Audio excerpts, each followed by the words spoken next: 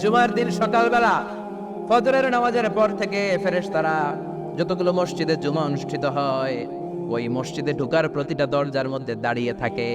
কারা কারা আগে আগে জুমার নামাজ পড়ার জন্য মসজিদে যায়, প্রত্যেকের নামগুলো একটা জান্নাতের রেজিস্ট্রি খাতার মধ্যে তুলে নেয়। এই নামগুলো স্পেশালি আল্লাহর কাছে পাঠানোর জন্য। সুবহানাল্লাহ কইবেন না? ডানে বায়ে সামনে পেছনে যতগুলো দরজা, প্রতিটা দরজায় ফেরেশতারা বসে থাকে। কে আগে আসলো নাম তুলে দেয়।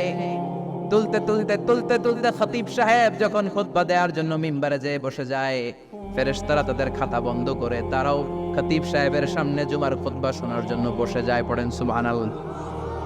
প্রথম জুমার দিন জুমার মসজিদে যে ঢুকবে, বিশ্বনবী বললেন আল্লাহর রাস্তায় একটা উট কুরবানি দিলে যেই সওয়াব, এই সওয়াব আল্লাহ আমলনামায় দিয়ে দেয়। দ্বিতীয় পর্যায়ে যে ঢুকে, বিশ্বনবী বললেন বাকারা